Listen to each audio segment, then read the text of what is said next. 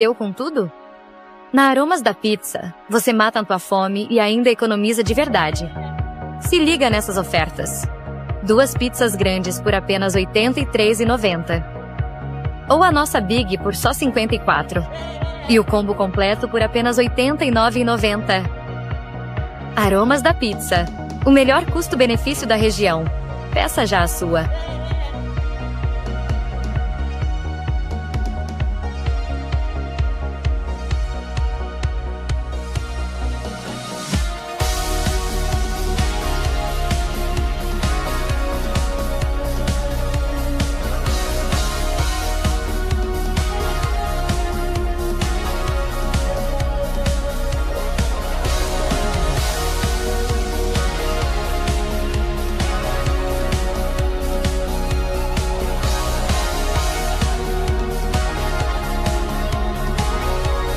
Atenção, o noivo não pode errar. Aqui na Adsorte Itaperuçu, o terno sai com ajuste gratuito, o colete é cortesia para você usar no seu grande dia e os padrinhos ainda têm desconto. Então não perca essa oportunidade, nos chama aqui no WhatsApp e marque a sua consultoria.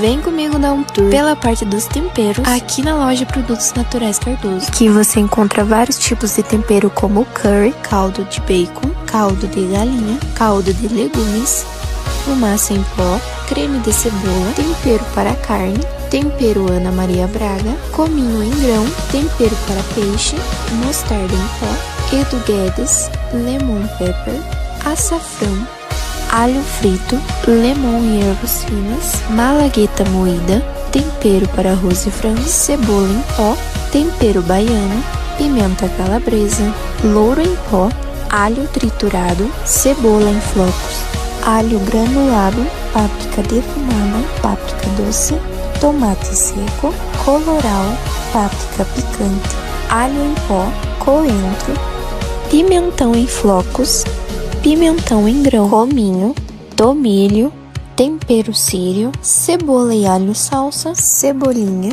pimenta do reino, ervas finas, orégano, chimichurri sem pimenta, manjerona, vinagrete, chimichurri com pimenta, salsinha, manjericão e cheiro verde.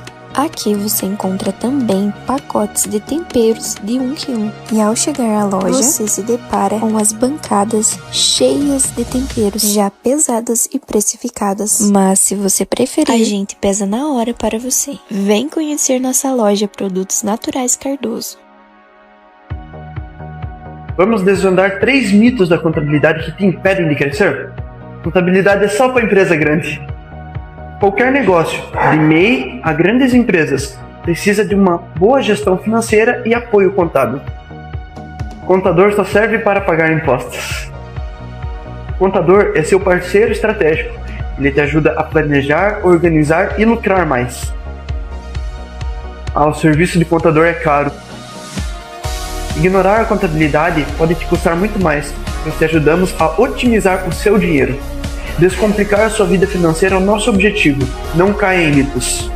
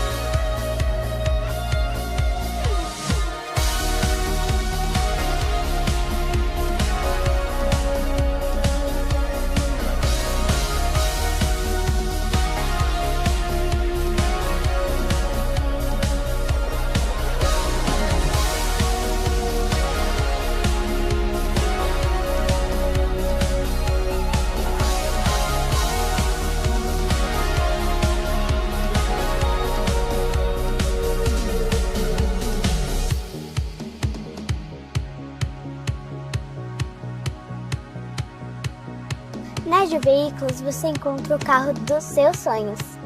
São vários modelos, todos revisados e prontos para você sair dirigindo. Aqui tem qualidade, confiança e a melhor negociação. Então você já sabe, o seu próximo carro está aqui na Ju Veículos.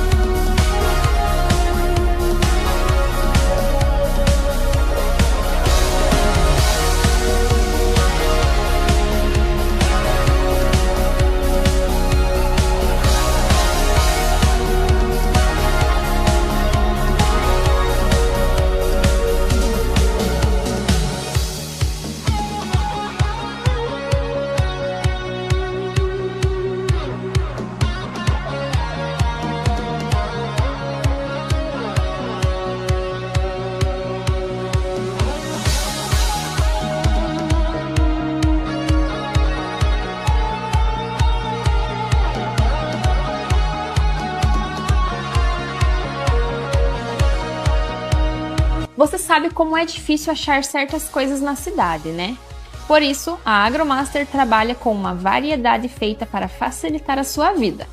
Casa, pet, horta, chácara, ferramentas, o essencial você vai encontrar aqui. Toda loja é recheada de ofertas. Tem iogurte, danoninho, leite fermentado, salgadinho, chocolate, tem de tudo. Você que está procurando roupas lindas, feminina, masculina, infantil, calçados e camisas de banho, é aqui na Vera Modas. E aquele atendimento especial. Trabalhamos também com cartões, crediário e também aquele descontinho na vista. Então vem para Vera Modas.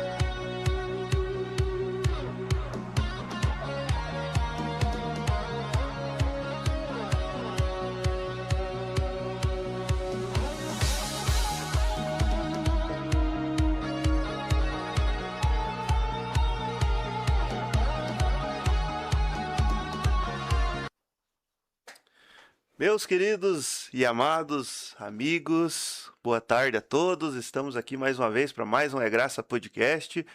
Hoje num horário um pouco alternativo do que estamos acostumados a fazer, mas é uma alegria imensa ter você aqui mais uma vez, para a gente poder conversar, bater um papo hoje bem especial aqui e falar sobre as maravilhas que Jesus faz em nossas vidas. E do meu lado tá ele aqui, Jean Lucas. Tiagão, Você tá bem? Bom, e você? Eu tô muito Firme. bem, Jean. É isso aí, já queremos agradecer a você que já está aí ao vivo com a gente, nosso muito obrigado, dizer que Deus é bom e que a sua misericórdia dura para sempre.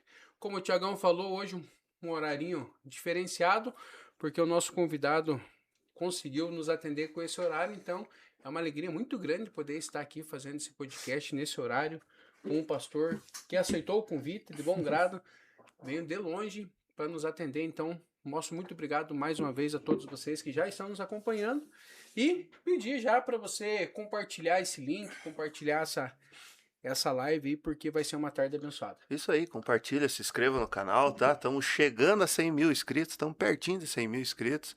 Será que semana que vem já chegamos? Não, né? Vamos estar Essa lá, semana, né? né? Vamos estar lá, vamos estar Deus lá. quiser. Estamos pertinho de 100 mil inscritos, então você se inscreva no canal para você comentar e ativar o teu chat, você precisa estar inscrito.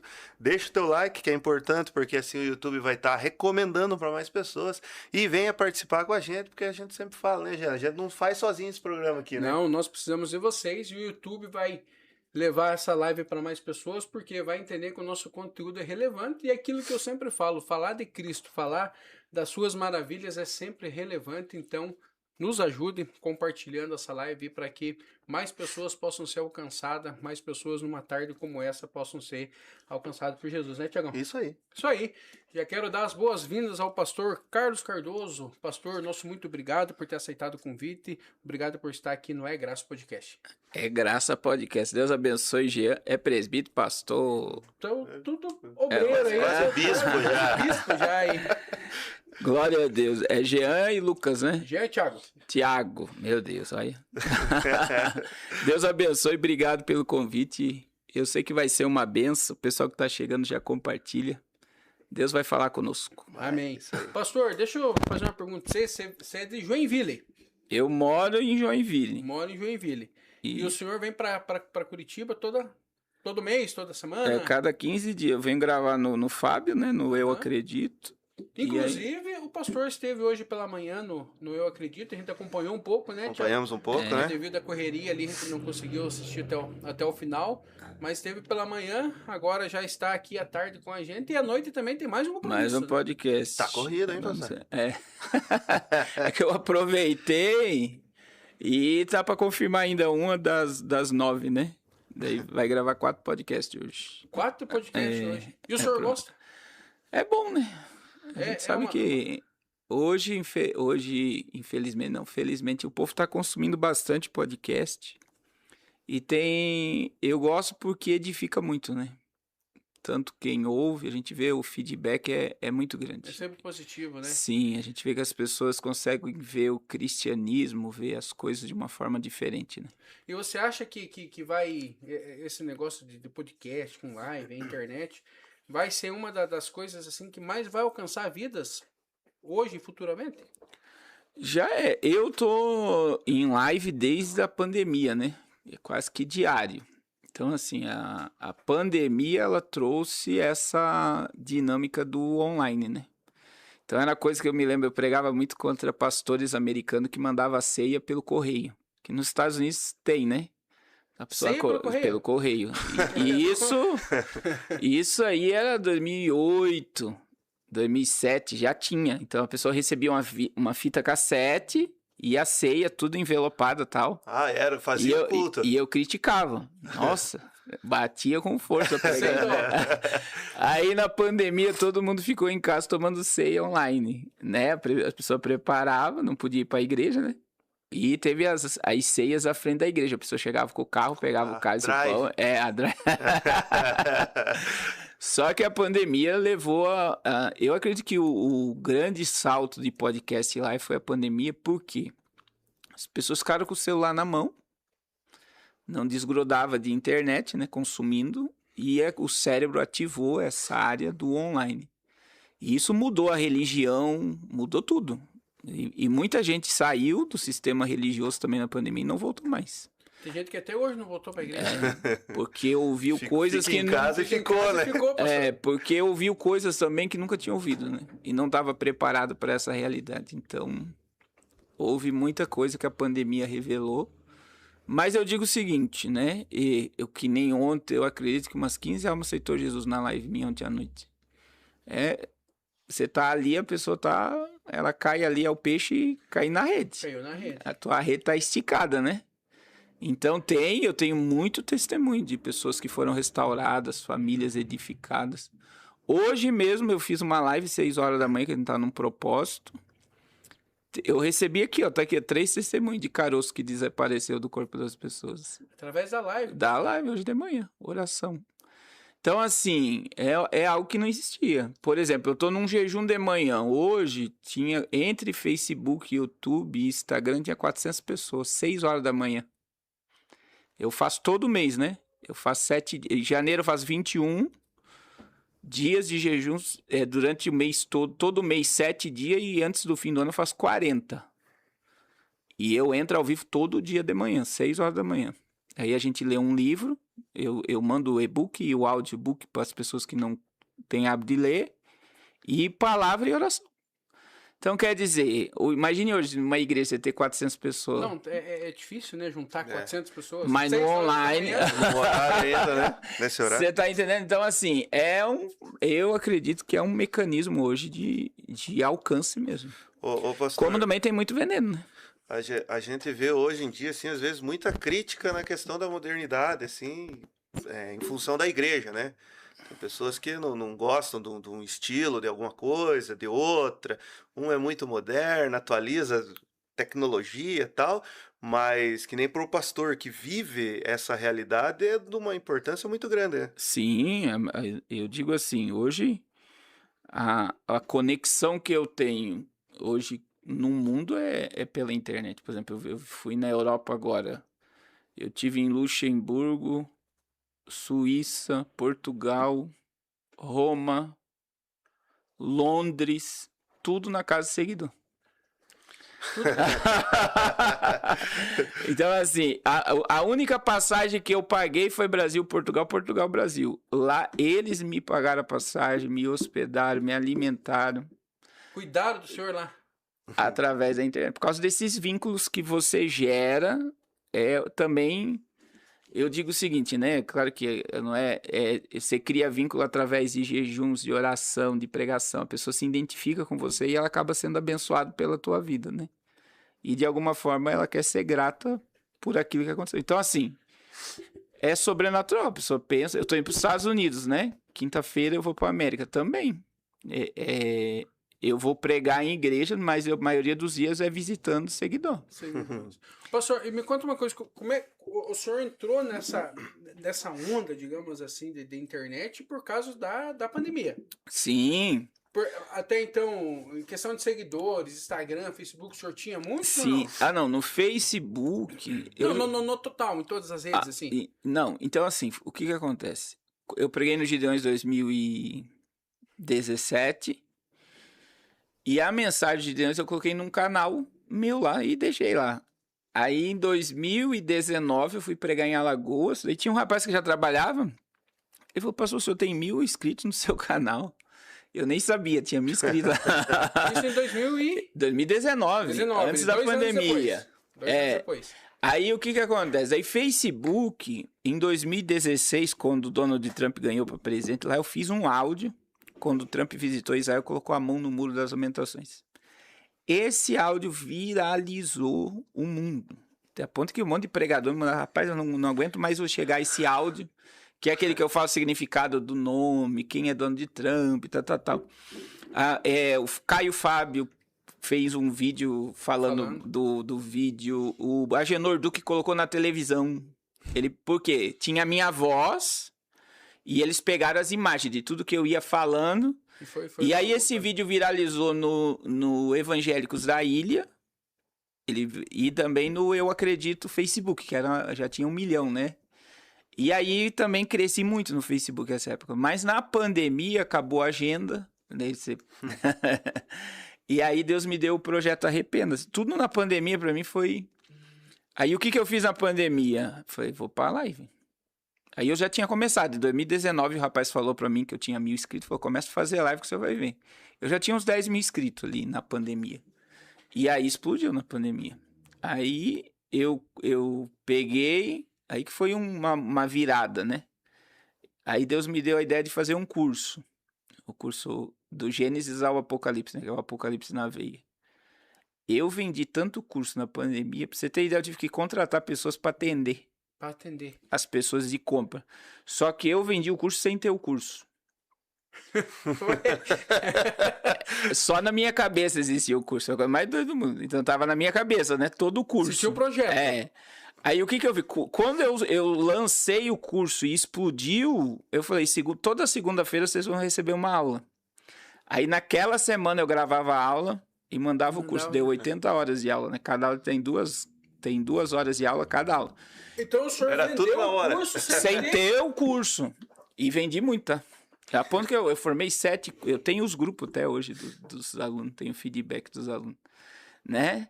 E aí, nisso também veio o projeto Arrependa-se. Aí numa live, eu falei assim, eu tô com vontade de pregar, porque eu sempre preguei em praça, né? O Marcelo, que é seu primo, sempre fez trabalho comigo na Rio Barbosa.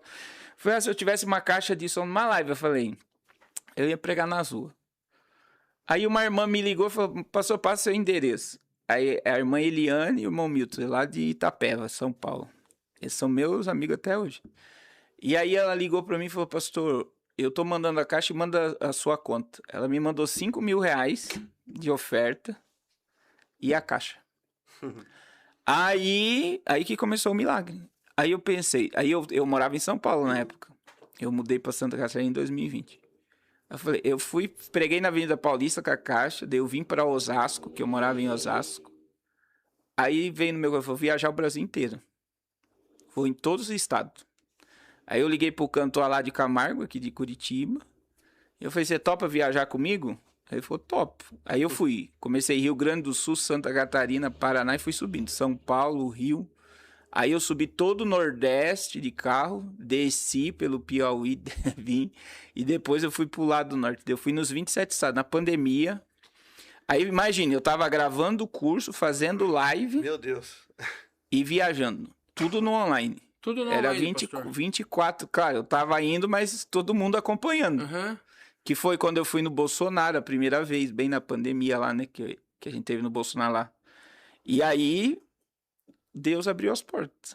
Daí, no mover aí, o negócio cresceu muito. Ô, pastor, e nessas viagens tua, como é que era essas viagens? Você ia pregar? Sim, eu ia nas praças. Nas praças? O que Deus colocou no meu coração? Então não tinha nada programado, igreja, nada. Foi tudo. Quem ia pras praças? Os seguidores entravam, eu vou estar no Rio tal dia, vou estar tal. Daí o seguidor entrava em contato comigo e falava, compra pão, compra suco, compra máscara. E eu vou chegar a tal hora. Daí eu mandava o dinheiro, eu chegava lá, já tava. Aí a gente montava o culto, distribuía para os moradores de rua, né? As máscaras, pregava. E aí a gente orou em todos os estados, né? A mesma mensagem que a gente falou pro Bolsonaro. Que não é tempo de paz e prosperidade, mas é tempo do Brasil se arrepender. Foi bem nessa... Que o projeto é Arrependa-se, né? E aí Deus...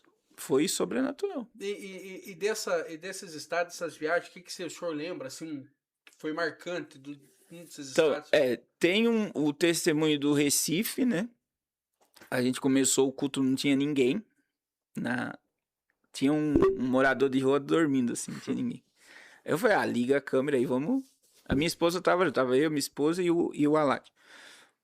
Aí o Alad cantou, e eu comecei a pregar. Daí, quando eu comecei a pregar, veio um senhor, eu nunca vou esquecer essa cena. Ele começou a atravessar a praça. Aí ele olhava pra mim e olhava pra frente. Olhava pra mim e olhava pra frente. Daqui a pouco ele parou e foi em direção a uma árvore. E ele colocou a cabeça na árvore assim e chorava. E aí quando eu fiz o apelo, ele aceitou Jesus. E aí ele falou, eu saí de casa pra me jogar do prédio. Saiu pra se matar. E aí Jesus encontrou ele ali na praça. Pregou para 2 pessoas, então. E aí, pensa...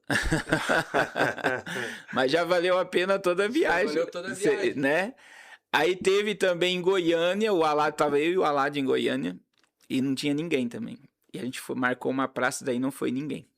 Depois as pessoas encontraram a gente, que viu que a gente estava filmando. E eu fiquei esperando, não veio ninguém. Daí eu falei, vamos procurar. O único lugar que tinha gente era no terminal de ônibus.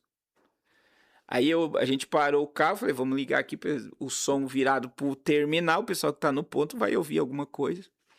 E aí eu nunca vou esquecer que o Aládio, que é um cantor, né, dele começou a cantar e começou a ficar constrangido. Eu falei, meu Deus, eu devo estar ficando louco, né? Não tem ninguém me vendo. Aí ele terminou, eu preguei sem ninguém. Só eu e ele, dois doidos lá. E a câmera ligada, tinha sempre alguém assistindo, né? Aí a gente orou. Aí ele veio depois chorando pra mim, que ele teve esse questionamento no coração, né? Que tava louco e tal. Daí Deus falou com ele. Ele chorando assim, falou, Deus acabou de falar comigo que ele tá recebendo o meu louvor. E é isso que importa. Aí ali Deus falou algo muito forte comigo. O céu tá te assistindo. O céu tá me assistindo. Que é o que mais importa, né? Que é o que mais importa. Que hoje a gente vê que a gente quer fazer para aparecer, né? Esses dias até meditando sobre tudo, a questão de obra de Deus, o Espírito Santo falou muito forte comigo isso. Se ninguém tiver te vendo, você continua fazendo o que tá fazendo. Chega a ser até um confronto, né? Então, o senhor perguntando, eu já tô pensando aqui. Não, ainda mais, vamos dizer assim, no estágio que o pastor tá hoje, né? Que abre uma live, 400 pessoas. E se um dia a tua live começar a parar de chegar gente? Você continua, né? E aí eu fiquei nessa meditação, né? E eu me alegrei, porque eu falei, eu continuo, porque tá na raiz, então, né? Então, o senhor, é uma pergunta que eu quero fazer, né? O senhor foi pregar, não tinha ninguém e tal, mas desse tempo o senhor nunca pensou, não, vamos parar com esse negócio, vamos cansativo demais, né? Cansativo, vou ficar lá onde eu tô lá, vou congregar lá, vou fazer a obra lá onde eu moro, né? O senhor nunca não, chega, isso não dá mais pra mim. Eu digo assim, esses dias eu tenho combatido muito isso, por exemplo, nessa da pandemia, por exemplo, no Mato Grosso, quando a gente chegou, tinha um grupo de morador de rua, usuário de droga, e entre eles tinha um rapaz com violão, viciado em crack, todos eles. E aí a gente chegou, eles ficaram tão felizes. Mas pensa um povo que ficou feliz. E aí eles viram a nossa dificuldade, eles disseram, pastor, a gente pode fazer o louvor? Aí um pegou uma caixa, o cara pegou o violão, e a adoração, quem fez foi eles. E foi algo sobrenatural. Tudo morador de rua, pensa. Essa era a tua equipe. A igreja. E assim, eu digo assim, hoje, por exemplo, né, o negócio cresceu muito. Hoje a gente tem 38 missionários, a gente tem 28 missionários na África, agora a gente tem 9 no Amazonas, tem 2 em Fortaleza, Rio, Belém. E eu digo assim, né, muitas das vezes a pressão ela é grande para que pare, né? Mas é o âmbito espiritual. Mas quando eu digo assim, até eu comento muito, o diabo nesse dia ele está fazendo de tudo para que a gente não acredite mais no ser humano. Essa é a grande verdade, né? Que nem eu tenho um histórico de sempre levar viciado de droga para casa de recuperação, de sempre ajudar o necessitado. E muitas das vezes a gente é confrontado até pela igreja. Isso é perca de tempo, isso nunca vai mudar de vida, isso... Só que, e Jesus, como é que olha para aquele ser humano ali que cai e levanta? Será que Jesus desistiria daquela alma com facilidade, né? E como a gente sabe que Jesus não desistiria, não... Hoje não passa pela cabeça, né? Dizendo que tudo que já passou também está calejado, né? Você nem pode desistir, né? Dá pra desistir hoje, né, professor? E eu confesso assim, a gente prega muito em igrejas, em eventos, mas eu me renovo na rua. Né? Em maio agora, por exemplo, a gente fez 3 cruzadas na África, na Angola. É sobrenatural. Você sair das 4 paredes. Aqui na África, qualquer cruzada, muita gente, né? E você vê mesmo a ação de Deus, pessoas sendo curadas, almas salvas, e não tem preço, na realidade, né? E os cultos lá na África realmente é totalmente diferente dos daqui, pastor? Eu vou dizer assim, já é a 4ª vez que eu vou na África. O culto que assim, menos tempo eu participei foi 3 horas de culto. Aqui já tinha gente bravo. Tinha gente nervosa. A igreja tava vazia, né? Aqui o povo vai embora. E lá, será que tivesse um joguinho ontem lá, só que o povo... O povo vai pra igreja. É uma fé pura, né? O africano, na realidade, a gente acha que vai levar alguma coisa, mas a gente aprende mais do que leva. Essa é a grande verdade. Porque assim, por exemplo, na região onde a gente tá na Angola, e é muita pobreza mesmo. Não tem água encanada, não tem saneamento básico, é muito caro carne é muito caro, então assim, eles comem muito frango e peixe, né, mas carne mesmo, vermelha, não come. Mas assim, de todas as vezes, ninguém chega pra você pedindo nada, eles vêm pedir oração. Oração eles pedem. Oração. Então, assim, e eu costumo dizer, por que lá acontece milagre? E acontece, né? De ver pessoas sendo curadas. Tem uma cidade lá que eu prego que todo mundo que não tem filho, que eu orei pela prefeita com a minha esposa, ela não engravidava, engravidou.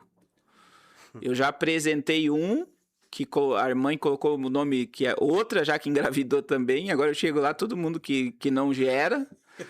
Tem que colocar a mão E ele já tem, né? É muito filho, mas quer ter filho. Pra eles é uma honra, é uma bênção ter filho. E aí você vê, por que acontece milagre? Porque não tem dinheiro para comprar remédio. A única coisa que eles têm é a fé. Por que ele não vê milagre aqui? A gente trocou. Porque a gente tem uma farmácia em casa. Aí o crente... chega pra você, por exemplo, eu tô com dor de cabeça, toma, eu tenho remédio. A oração eu tô com dor no estômago, eu tô com não sei o que, tem um médico tal, é muito bom se você... Ninguém tem coragem de dizer, não, eu vou orar por você. Então a gente tem muito, a gente não sabe valorizar o que tem. Então assim, e por ter muito a gente não usa a fé. Você tá entendendo? Tô entendendo. Uhum. Outra questão que é chocante, o africano ele ensina o seguinte, não adianta você chegar na África hoje, se você chegar lá com 1 milhão de comida e distribuir, em uma semana acaba. E tem pastor e pessoas que ajudam, que a gente acaba conhecendo, que fica até irado, né? Fala, meu Deus, eles não têm a ideia nossa de guardar. Chegou, come. Por quê? Aí existe o outro lado, que isso aí foi o lado que Deus me mostrou. Eles não estão preocupados com amanhã. O momento. Eles vivem o agora. E aí, o que é mais impactante nisso é que é bíblico. O que Jesus disse? Não andeis ansiosos pelo dia de amanhã, o que é a vez de comer e vestir. E se Deus faz? A gente vive pilhado. Então, se você pegar o índice de depressão na África e pegar o índice de depressão para cá, absurdamente... Agora, por que a nossa geração do Ocidente aqui, da América, tá depressiva? Não é por falta. É por excesso, a gente tem muito. Né? Que nem lá você vê... eu acredito que na sua infância, né? Talvez você seja bem mais novo que eu, mas a gente vivia com o pé na lama, vivia todo sujo de barro, né?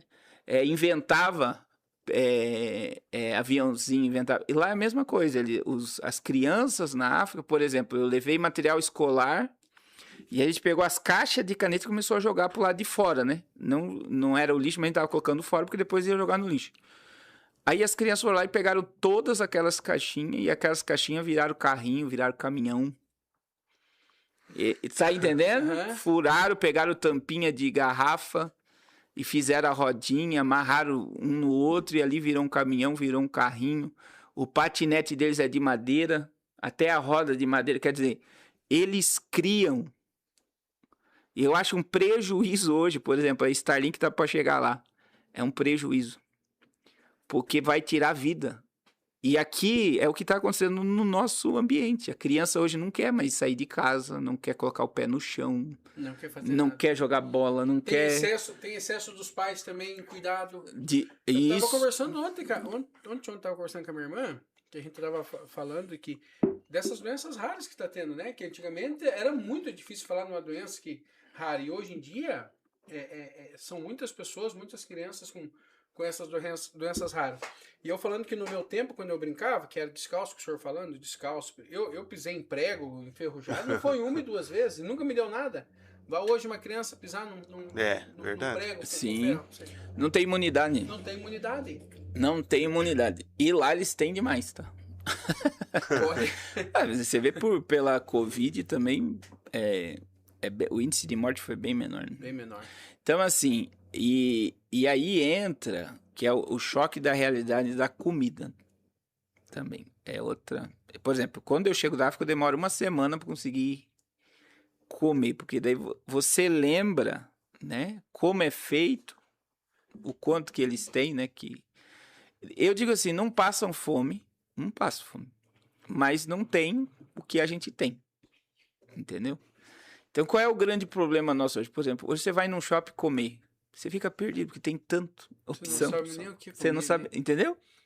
E ainda acaba comendo mal, muitas vezes, escolhe ruim. E sai reclamando. Você vai comprar uma roupa, tem 50 lojas, tem... Entendeu? E lá eles não têm. E aí, o que você vê? É um choque de realidade tão grande que você vê. Não, mas eles são mais felizes do que a gente, como é que pode? E é muito chocante, né? Que nem agora em maio eu levei 1000 lâmpadas solar. Então a cidade só tem luz das 18 à meia-noite. É em Quilenda. E aí eu vi isso em dezembro, eu fui levar a cesta básica nas casas e falei, meu Deus, essas pessoas não têm luz. Como é que vive? Então é um bairro gigantesco, tipo, tem luz onde tem asfalto, onde moram as pessoas um pouquinho melhor, mas esses lugares, a casa é de terra, palha no teto, não tem luz. E aí, aí eu pensei, vou levar luz, né? Aí eu fui pesquisar a lâmpada solar, aquela que vai uma placa em cima da casa, e você coloca a luz dentro. Aí veja bem, é algo tão... Daí você entra na casa para colocar a lâmpada, né? A gente entrou nas casas, orou, abraçou. A alegria deles receber aquela lâmpada e ver que vai ter luz em casa é tão... Mas é algo tão simples, não parece algo simples. Mas para eles é eles. Só que daí veja bem, você vê a realidade. Aí você vê que eles não têm um colchão, eles têm palha para dormir. Você vê que as crianças dormem tudo amontoado. E aí, quando eles entram num culto, aí te choca. Porque eles teriam tudo para murmurar e não adorar.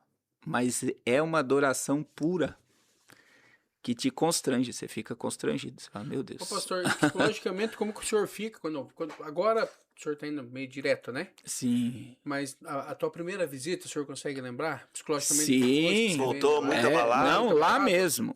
Lá mesmo. Por exemplo, dezembro, eu já tinha ido, mas eu não tinha ido nas casas. Então, indo levar a cesta básica, a gente começou a entregar a cesta, acho que era umas 3 da tarde. E aí vazou, que a gente entregou 600. E aí indo nas casas, né? À noite eu só sabia chorar. Indo levar a cesta básica, porque já estava tudo escuro, a gente tinha que ficar iluminando. E vendo a situação assim, e lembrando que você tem, né? Aí mexe. As crianças brincando com o que tem, e você vê que teu filho tem uma gaveta lotada de brinquedo que nem toca. Você tá indo, essas coisas aí te faz ser mais ser humano, entendeu? O senhor acha que o senhor é uma pessoa melhor agora? Sim. A África, ela te muda a mentalidade. Eu digo que todo pregador, pastor deve, né? Porque muita gente gosta de ajudar mandando recursos, mas uma coisa é você ir lá, conviver, comer com eles, né? Sentar com eles. Então, eu quando tô lá, o que eles me der pra comer, eu vou comer. E eu sei que eles estão me dando o melhor, entendeu? E o senhor vai todo ano?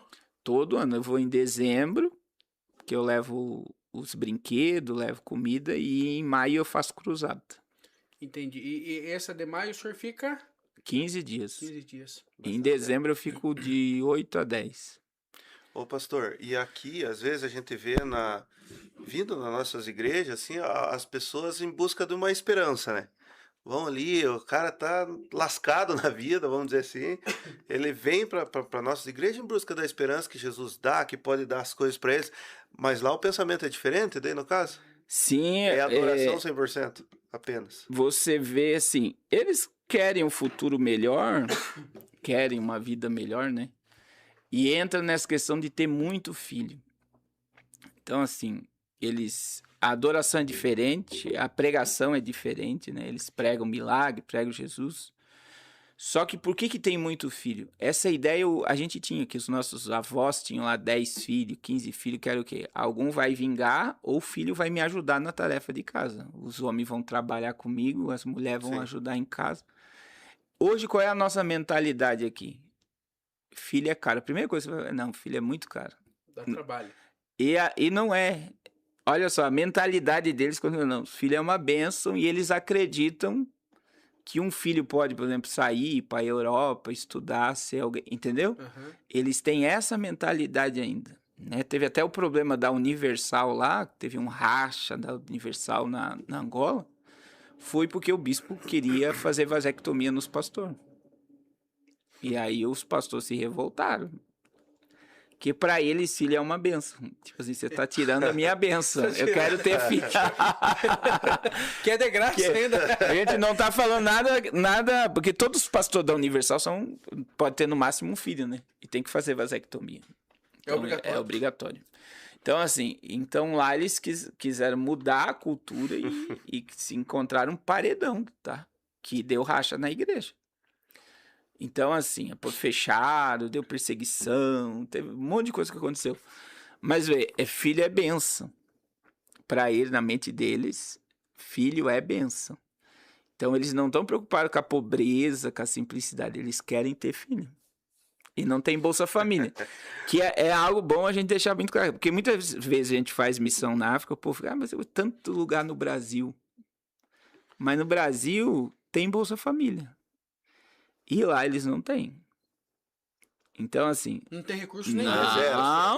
Não tem. Então, o que eu vi lá, né? O que é? Você vende batata, eu vendo pepino, ele vende cebola e fulano vende água. E o dinheiro fica circulando entre nós, entendeu? Entendi. É assim que circula dinheiro.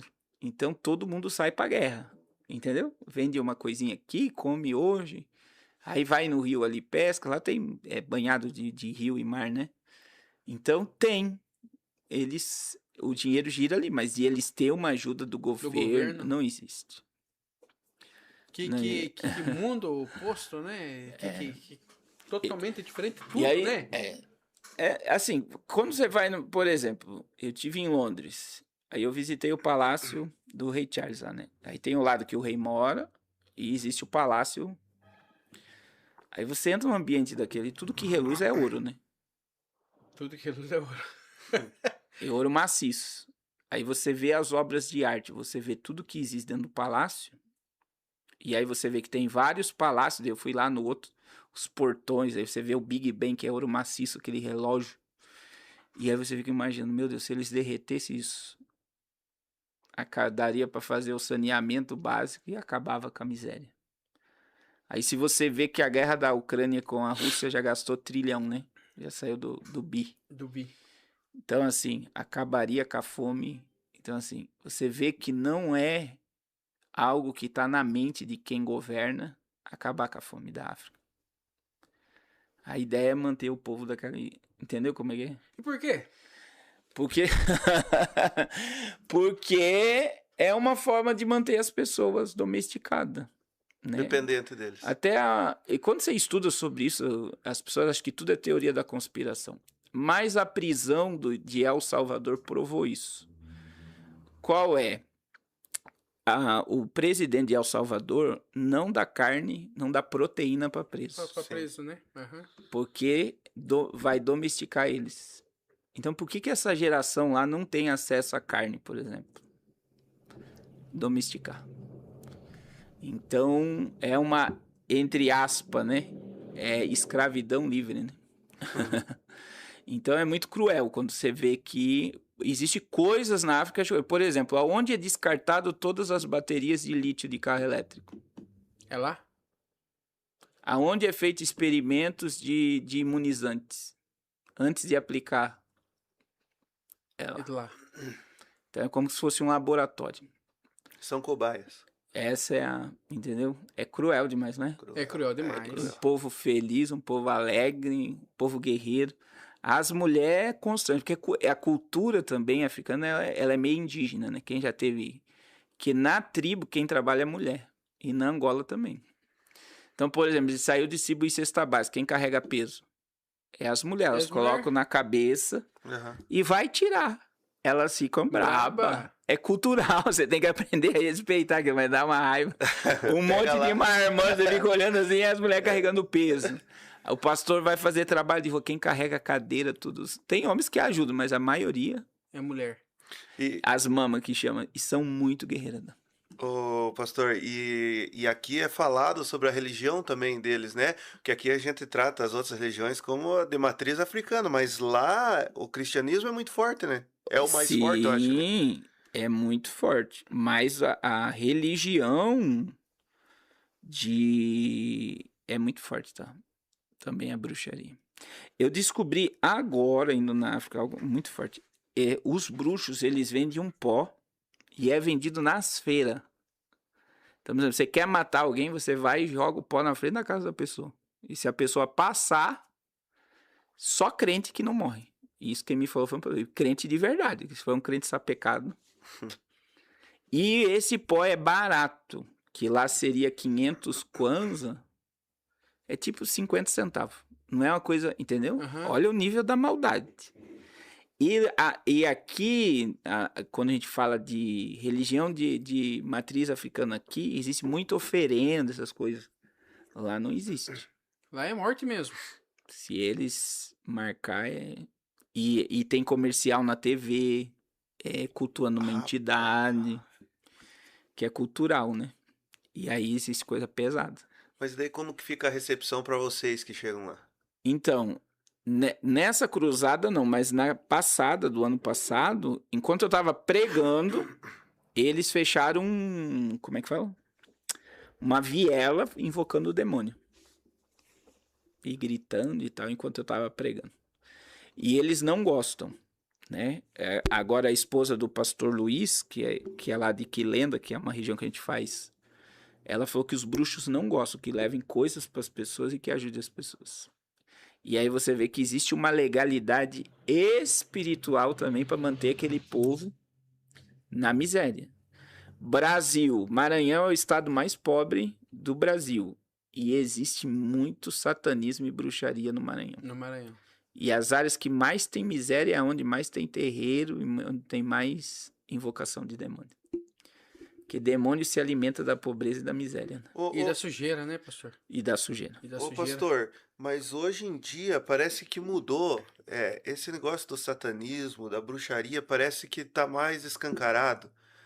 Tem pessoas assim falando com prazer, eu sou satanista. Tem pessoas... e a gente não via isso há poucos anos atrás, a gente não via. Por que tá mudando tanto isso? A gente vê que a mente da população... ela foi programada agora, né? Eu sempre digo isso. Para aceitar o mal como bom. Então isso foi se quebrando aos poucos, né? Porque era difícil um macumbeiro, por exemplo, ir para uma esquina fazer um despacho. Você não via. Não via. Era escondido. Quando você via o trabalho no outro dia, né? E ninguém se manifestava, que era porque meio que gerava medo. E aí, com o advento da internet e da pandemia também, veio a questão das séries, filmes, mas isso se você for puxar lá atrás, você vai ver que veio de desenhos, filmes, novelas, que vai quebrando na mente as barreiras e vai gerando curiosidade. Hoje, por exemplo, aqui no Brasil, a gente tá vendo muito jovem e adolescente indo para bruxaria, para o satanismo e para a religião. Então, o que acontece? Eu sempre digo, por exemplo, um desenho animado parece inofensivo, mas ninguém faz um desenho sem ter uma programação por trás. Então, todo desenho, todo brinquedo, todo filme, toda novela, ela tem uma programação preditiva. O senhor até falou agora, fez um vídeo falando do Tom Story lá, né? Sim, É que nem o Toy Stories, por exemplo, você olha e parece... A mensagem é tremenda. Que é o quê? Os brinquedos lutando contra a tecnologia. Mas aquela cowboy, aquela Jessie, né? Ela quer casar com o Buzz Lightyear. Então, é ela que pede ele em casamento. Aí, quando ela pede, ele levanta o pezinho como uma mulher. E no final, ele tá vestido de noiva e ela de homem. Então, não é tão sutil um negócio tão... Mas tá ali. Agora saiu o filme dos Minions, que tá numa crítica gigantesca, porque tem uma imagem nítida de um boneco entrando num pedaço de madeira. Então, assim, é uma imagem grotesca mesmo dos Minions, né? Que também a pessoa vai dar risada, mas ela tem uma mensagem de mudança de comportamento. Então, quando você puxa, que nem na década... Eu dei muito estudo de mensagem subliminar, né? Aí de 2000 a 2010, você tinha que procurar a mensagem subliminar. Né? Que nem do Rei Leão. Lembra do Rei Leão? Sim. Que ele balançava, né? E quando levantava uma poeira, em 3 milésimos de segundo aparecia a palavra sexy. Aí tinha a Ariel, né? Que é a pequena sereia, que para casar ela entrega a alma ao diabo. E no casamento dela é uma apologia, é um desenho pornô infantil, né? Que aparece um monte de órgão genital masculino. Em tudo que você olha tem órgão genital masculino na capa da pequena sereia. E aí você vai e tinha que ficar procurando. Tem Bernardo e Bianca, que eles olham para uma parede e também tem uma mulher nua em 3 milésimos de segundo. Então você tinha que ficar procurando. Hoje você não precisa procurar, tá ali. Recentemente, agora, na Netflix, saiu vários, assim, né? Sim, demônios, espíritos, invocações. E aí, por exemplo, tudo que você dá atenção muda o teu comportamento. Então é só a gente lembrar quando a gente assistia Karate Kid, quando era pequeno. Terminava o Karate Kid, o que você saía fazendo? Você saía dando chute. Uhum. Tua mente foi programada em um filme de 1 hora. Agora imagine uma criança ou um adolescente hoje que começa uma série, se o primeiro capítulo foi bom, ela muitas vezes assiste a série de uma vez, ela vai ficar ali 5, 6 horas, o cérebro dela consumindo e sendo programado. E já tem os jogos dele também? Sim, e aí vem os jogos com sangue, vem tudo. E aí você vê que o mal, qual é o fim disso? O mal ficou bom e o bom ficou mal. Então, assim, desde que o Lúcifer surgiu como série, você vê o diabo tendo consulta com o terapeuta. O diabo se fazendo de vítima de Deus. E a gente vê muito depoimento das pessoas nessa série torcendo para Lúcifer. O Lúcifer, que parece que ele é um ser maravilhoso. As pessoas não entendem que isso é uma quebra de princípio. A tua mente ela vai aderindo que o mal não é tão bom assim como foi programado. Você vai para desenho animado, por exemplo, um dos desenhos que eu acredito que tem uma mensagem foi muito, que foi a Elsa da Livre Estou, que é Frozen, né? Frozen. Então, veja bem, a Frozen foi baseado num livro satanista, que é a Rainha do Gelo. Então, o filme fala, e o livro, da rebelião de Lúcifer. E a rebelião de Lúcifer no desenho da Frozen é quando ela grita livre estou. Que ela vai tirar a luva da mão esquerda e joga, né? Que é a emoção dela, o desejo, né? E ela dá um grito, livre estou. Quando ela dá o grito, o espelho quebra. Aí cai os cacos do espelho na terra. No livro A Rainha do Gelo, e tem o filme também A Rainha do Gelo, que vai mostrar isso.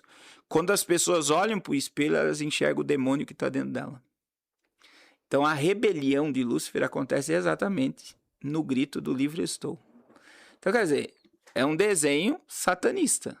Mas você vai falar para essa geração que aquilo é satanista? Não. Você é religioso, você tá entendendo? E daí isso daí já vai... Você vai achando que o mal é bom. E você não entende que existe um gatilho mental e uma programação. É por isso que o povo está explicitamente dizendo: eu sou satanista, eu sou macumbeiro, que não existia. Pastor, hoje tá aberto, você falando de mensagem subliminar, mas o senhor falando do Rei Leão lá, que em 3 milésimos de segundos e tal, que tipo de diferença trazia esse tipo de mensagem subliminar com 3 milésimos de segundos ali para você ver? Porque, vê, isso é uma coisa que que passa despercebido nos olhos nus ali, você não consegue ver aquela mensagem subliminar. Mas por que tinha essa mensagem? O que ela traz de consequência? Exatamente. É interessante isso. Porque assim, quem foi o primeiro a instituir mensagem subliminar foi Jacó. Olha só, tá na Bíblia a mensagem subliminar. Então o que Jacó fez? Ele fez o pacto com Labão, acho que é Gênesis 32, né? Ele fez o pacto com Labão e diz, ó, as ovelhas mais malhadas e listradas é minha e as brancas é tua. Mas nasce mais ovelha o quê? Branca ou ovelha malhada? Nasce mais ovelha branca. Aí o que ele fez? Ele pegou as varas e ele tirou a brancura e fez listras nas varas. E ele pega as varas e coloca na frente das pias, aonde as ovelhas vão beber água. Então, quando as ovelhas iam beber água, o cérebro delas estavam vendo só. E o que nascia o rebanho? Só que o rebanho dele cresceu mais do que o de Labão. O que ele colocou na mente das ovelhas? Uma mensagem subliminar. Então, as listras nas varas de alamoeira, é de uma vara lá. O que aconteceu? A listra trouxe, mudou a genética de quem ia sendo gerado. Aí a primeira menção de mensagem subliminar foi em 1900 e alguma coisa. Que eles jogaram em 3 milésimos de segundo em um filme, compra coca e compra pipoca. E aí ali eles dispararam durante o filme e eles viram que o consumo, eles colocaram mais coca do que pipoca. Aí o consumo de pipoca aumentou 30% e o consumo de Coca-Cola 70%, num gatilho mental de 3 milésimos de segundo. Aí, por exemplo, no filme Aladdin da Disney, a Disney foi até processada, isso eu estou dizendo, é década aí de 2000 para frente. A Disney foi até processada porque vários pais chegavam na sala e viam os filhos nus. E aí foi descobrir, tinha uma mensagem subliminar no filme Aladdin de 3 milésimos de segundo mandando as crianças tirar a roupa. E as crianças viam... E isso, veja, por que é mensagem subliminar? Porque ela fica no teu inconsciente. Mas você se comporta no consciente por aquilo que foi lançado lá no teu inconsciente. Porque o cérebro, ele é totalmente programado. É isso que é incrível. Como que imagine que o teu cérebro, ele nasce virgem e tudo que você aprende vai programando você. Então, se você assiste muito algo, aquilo muda teu comportamento.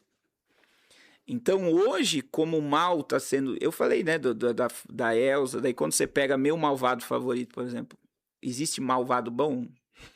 Quando você pega a Megamind, que no final o diabo vence, porque o Megamind é o diabo, o bem cansa de fazer o bem, de competir com o mal, ele se esconde, o mal fica entediado, o Megamind é isso aí, o mal fica entediado, ele cria um bem para lutar com ele, e no final o mal fica com a mocinha e o bem se une ao mal, que é uma linguagem satanista e espírita, que eles dizem que o espiritismo diz o seguinte, que o filho pródigo é o diabo, e no final Deus vai perdoar o diabo, e o diabo e Jesus vai andar junto. Meu Deus. Então, veja bem, o desenho é uma propagação que o mal e o bem andam junto, e o mal não é tão mal como a gente propaga.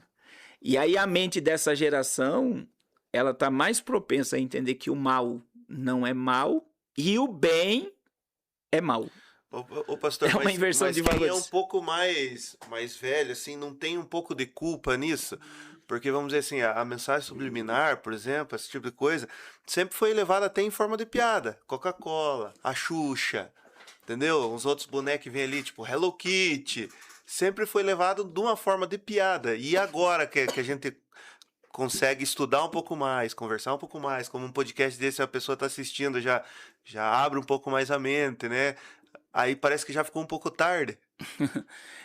Eu digo que hoje, se for analisar a vida das pessoas hoje, ela tá híbrida. O que é uma vida híbrida? Ela é mais tecnológica do que pessoal.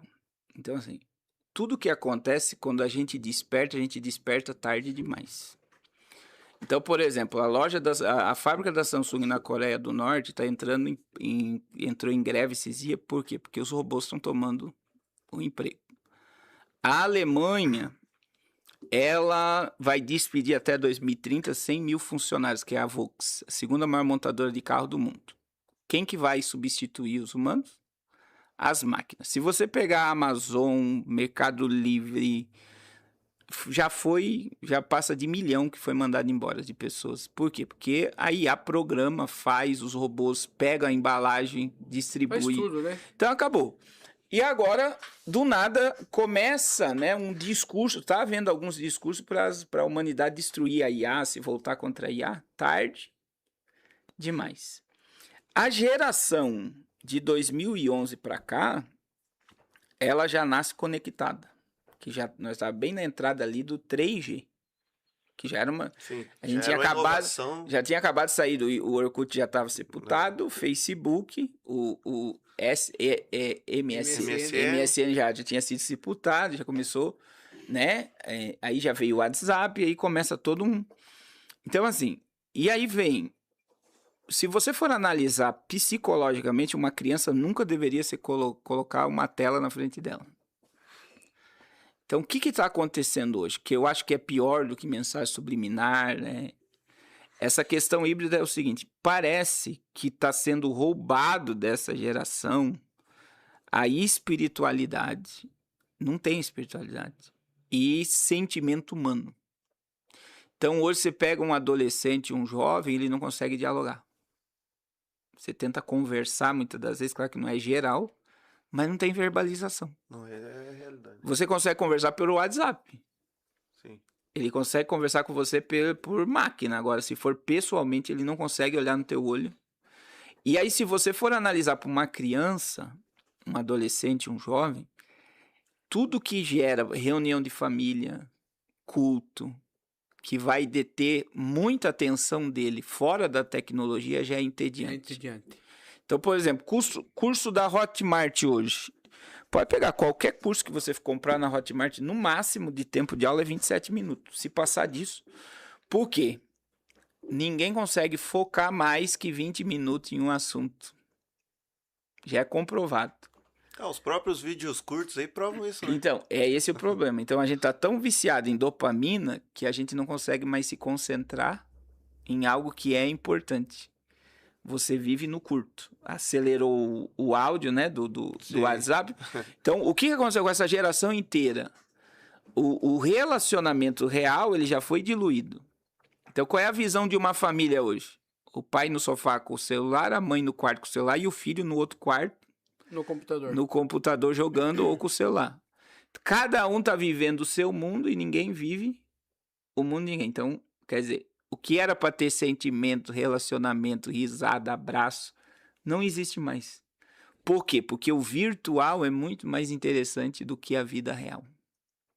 Então, a gente tá numa era agora que parece que as pessoas estão sendo desligadas do real. E elas estão sendo sugadas por virtual. E isso é altamente perigoso.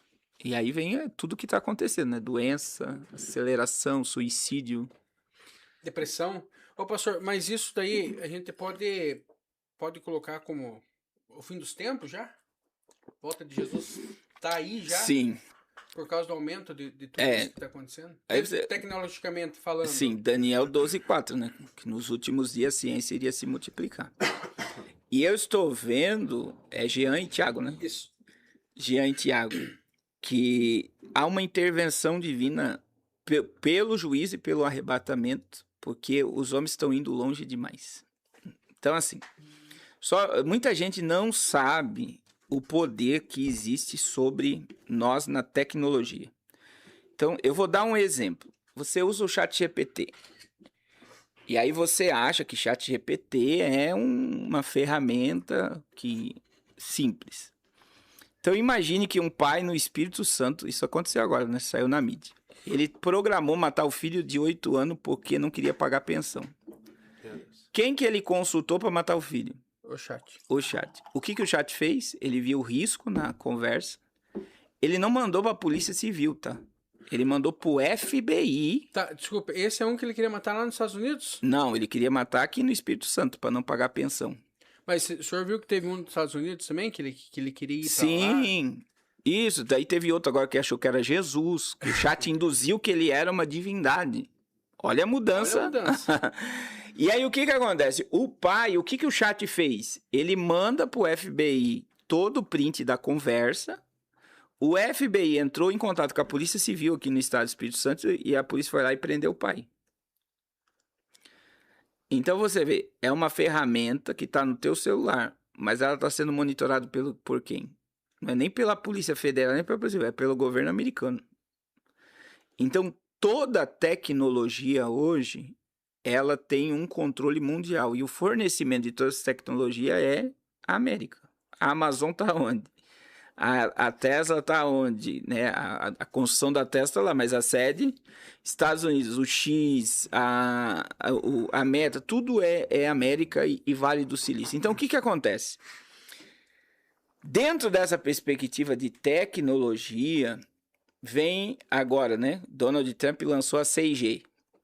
A 6G, ela consegue ver através das paredes. Então, no lançamento, ele falando, né? Eu não gosto, ele mesmo assim falou, não gosto muito da ideia, né? Eu gostava de câmera e tal, mas agora dá para ver através das paredes. Você tem noção que o seu roteador tá ligado, eles conseguem saber quantas pessoas tem dentro de casa e a movimentação de dentro da casa. Meu Deus do céu. Olha o poder de monitoramento. Agora vamos lá, tem mais.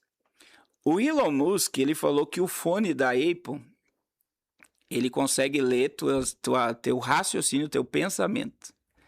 Então, é assim, você está conectado com o fone, com o celular, se você pensa algo, eu já fiz teste, tá? A pessoa abre o celular, o que você pensou está no celular. E o que significa isso? Através da tecnologia, eles estão conseguindo ler teu pensamento. Isso é tão forte que a China está lançando agora uma coleira para cachorro e gato, que vai discernir se ele tá com fome, se ele tá com raiva, se ele tá com medo. Se comunicar com o bicho. E o que ele tá sentindo vai vir pro aplicativo e você vai conversar com o cachorro como se fosse um ser humano. Olha onde nós já estamos chegando. Por que eu tô dizendo essa questão aqui? Que isso já tá sendo vendido, não é uma coisa assim, vai acontecer. Já tá acontecendo. Você tá entendendo? Aí veja bem, a gente está agora, o salto tecnológico agora é alongamento da vida e imortalidade. Então, veja bem, só quem pode dar a vida é Deus, né? Só que o que eles estão fazendo através de nanotecnologia e tal, aumentando a vida. E o futuro é que o homem seja eterno. Então, eles querem oferecer ao homem a imortalidade.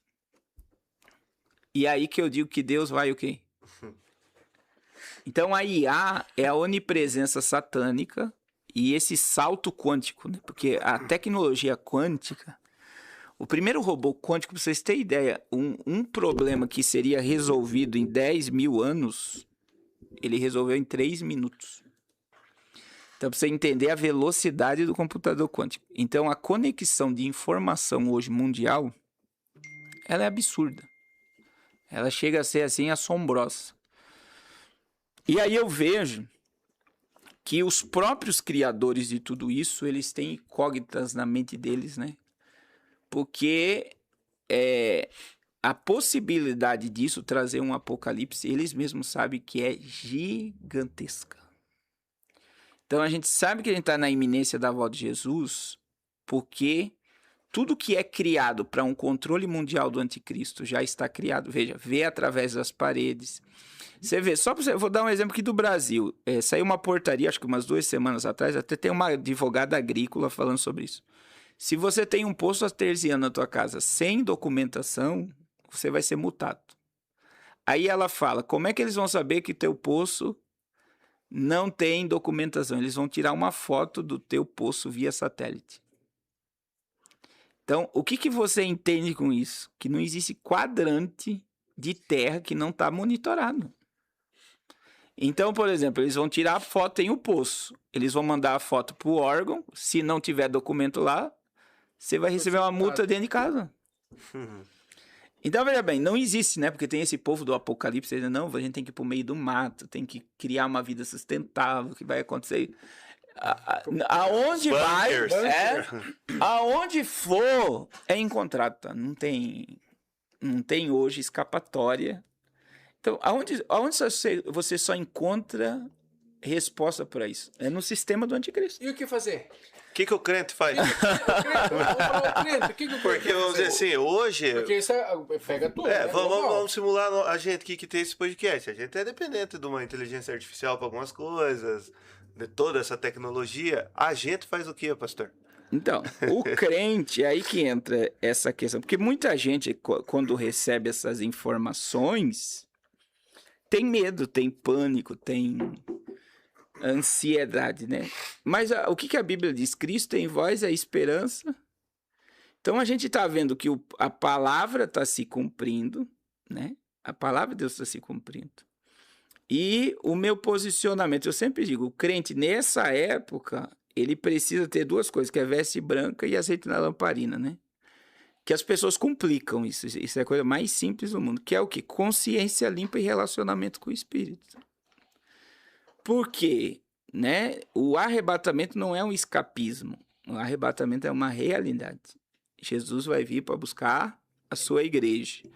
1 Tessalonicenses 1, a igreja não foi destinada para a ira, né? A igreja não foi destinada. E você vai ver que todas as vezes que Deus visitou a terra com ira, houve uma preservação de um grupo. Noé foi salvo. Ló foi salvo. A história de Ló é algo tão grande que em Gênesis 19, 22, a Bíblia diz, quando o anjo pega Ló e diz para ir para Zorá, ele diz, vai, porque enquanto você estiver aqui eu não posso fazer nada. O que ele estava dizendo? Enquanto você estiver aqui eu não posso destruir Sodoma e Gomorra. Quando você pega Ezequiel 9, por exemplo, que é a visão de Ezequiel da destruição do templo, você vai ver que um anjo selou todos os fiéis antes de Nabucodonosor entrar. Deus mostra para Ezequiel que ele preservou todos os fiéis, que ele conhecia todos que não tinham se prostrado e se prostituído espiritualmente, né? E aí vem o texto lá de Apocalipse 3:10, né? Como guardasse a palavra da minha paciência, também eu vos guardarei da tribulação que há de vir sobre todo mundo, para atentar os que habitam sobre a terra. Então, quando a gente vê o cumprimento da profecia, onde nós estamos nisso tudo? Nós estamos na iminência de ver Jesus como ele é. Então, hoje, graças a Deus acabou a Copa, talvez para as pessoas perceber o que está acontecendo, né? Porque o mundo já, do início da Copa do Mundo, Jean e Thiago, muita coisa aconteceu, tá? Só que ninguém percebeu nada. Parou, né? A questão climática mesmo, ela tá assombrosa. O mundo, de domingo, de ontem para cá, né? Está em um alerta climático global, né? A Europa tá derretendo. Ontem o termômetro da França, 52 graus. Imagina. Tá mais quente na França do que no deserto Saara. Aí você tem toda a linha de metrô de trem da Alemanha tá parando. Eles tiveram que consertar, o prejuízo já está em bilhões de euros. Só que o que acontece? O trem começa a trafegar, eles têm que parar por superaquecimento do motor. As hidrelétricas e as usinas nucleares estão sendo desligadas por sobrecarga. Tá todo mundo com ar-condicionado ligado. É a União Europeia. É uma bolha de calor que tá lá. Essa bolha de calor agora chegou nos Estados Unidos. A previsão dessa bolha de calor no Brasil é outubro, novembro e dezembro. Por causa do El Niño. Que é... O El Niño agora vai mexer no clima. Chuva. Agora, sim, já começou. Já começou agora, né? Final de junho, nós já estamos no El Niño. Então, assim, o que acontece? As águas estão superaquecidas, né, do oceano. E aí isso muda toda a temperatura e o clima. Então, assim... As previsões, e aí o que eu tô dizendo não é o profeta, né? Porque muita gente, eu sempre digo para todo mundo, né? Sempre vai dizer, alguém vai dizer assim, Deus me mostrou que o Brasil vai ser destruído. Não é. Se você pegar se você ficar ligado em notícia, os camaradas do clima todos estão relatando que o negócio é muito mais sério do que as pessoas imaginam. Então, veja bem, a gente teve terremoto na Venezuela. Segundo estão dizendo, tem mais de 60 mil mortos. Tem um monte de gente soterrada ainda. A gente teve terremoto no Japão. A gente teve terremoto no mesmo dia do terremoto da Venezuela. De lá para cá, se você pegar a quantidade de terremotos aqui no Brasil, por exemplo, teve o norte que tremeu no dia, né? Belém, Amapá, Amazonas tremeu. Mas a gente teve essa semana Minas Gerais, a gente teve Rio de Janeiro, um tremor de terra. Aí nós tivemos aqui no Paraná eles deram um nome lá, né? É um negócio lá que é como se fosse uma bolha de tempestade sobre um local. Destruiu 2 cidades. Vento com mais de 200 km por hora. Você não via isso. Não via. Chuva de pedra, Rio Grande do Sul, Santa Catarina e Paraná. Muito granizo. E são pedras gigantes. Não é uma pedra granizo pequeno, tipo neve. É pedra para destruir carro. Então, veja, a gente está apenas no início. Então, você está vendo o mundo num alerta climático, vulcões entrando em erupção, terremotos, enchente, inundação. Tudo é hiper. Eles estão dando hiper maré, hiper enchente, hiper. A palavra modificou. E aí, aonde só você encontra resposta nisso? É na Bíblia. Só na Bíblia. E isso aponta para quê? Haverá terremotos em vários lugares. Eu vou mostrar sinais no sol, na lua, nas estrelas. A terra terá angústia. As nações ficarão perplexas pelo bramido do mar e das ondas. E Jesus falou que tudo isso ia acontecer antes da sua vinda. Tudo isso também mostra que o dia do Senhor se aproxima. Que é Joel, né? Capítulo 2, versículo 30 e 31, né? Mostrarei prodígios no céu e na terra. Aí Joel diz, sangue, fogo e coluna de fumaça.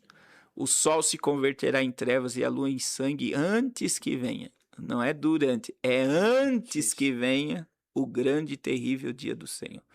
Então a terra está toda estranha a partir do início da Copa.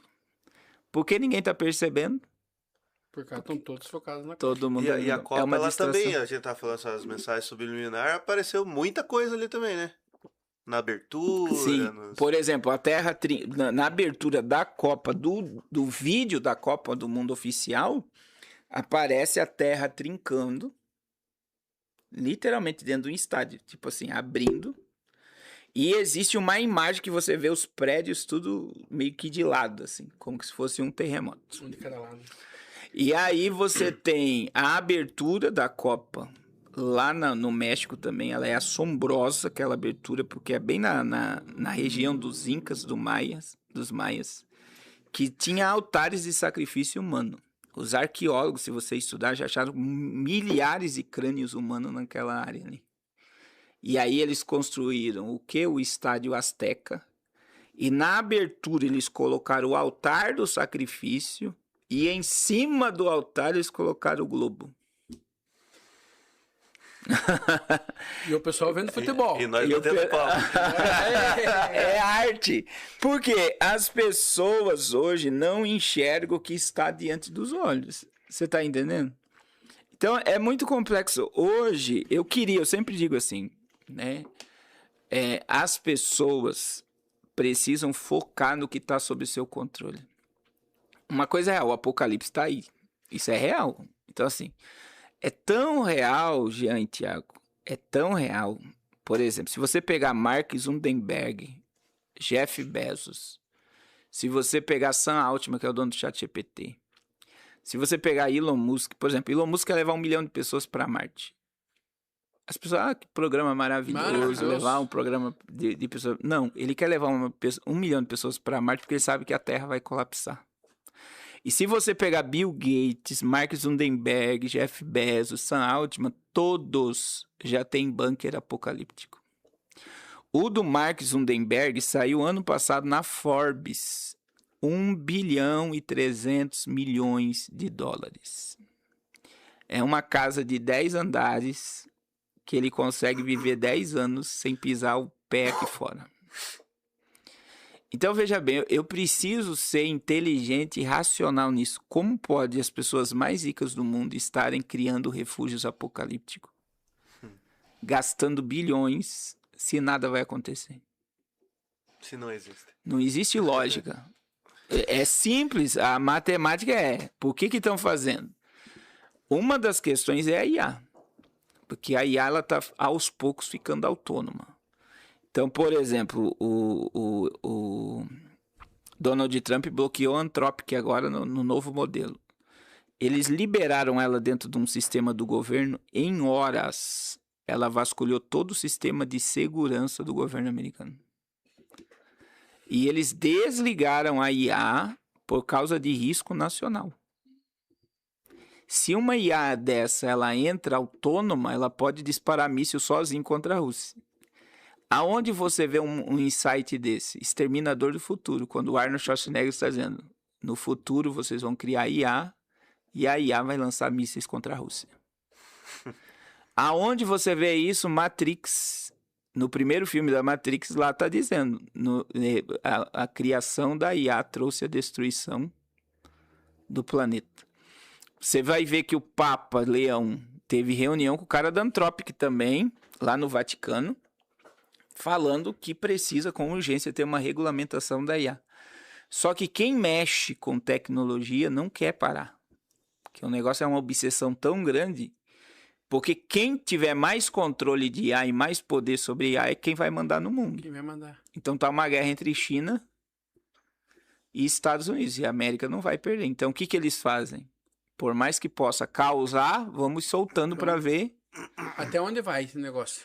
E aí que eu vejo que a resposta para tudo, eu não posso tirar a soberania, a presciência e a onisciência de Deus de tudo isso. Deus sabia que tudo isso ia acontecer? Sabia.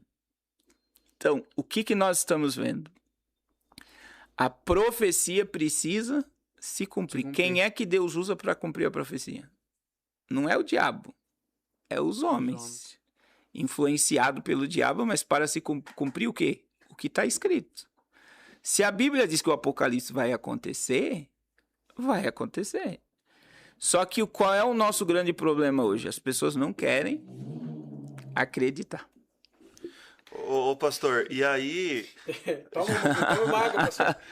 E aí, pastor, ainda a gente vê um debate hoje sobre o pré-tribulacionista, o pós, o mid. No final das contas, isso tem importância realmente ou não? Eu digo o seguinte, como um pré, né, tribulacionista, eu digo que a gente... o mais sensato de todos que eu vi até hoje é o Augusto Nicodemos, que é um pastor reformado, né? Que é reformado e respeitado. Então, quando ele foi questionado sobre essa questão de pós, pré, mid, ele falou, eu acredito que a coisa mais importante que a igreja precisa saber é que ele vai voltar.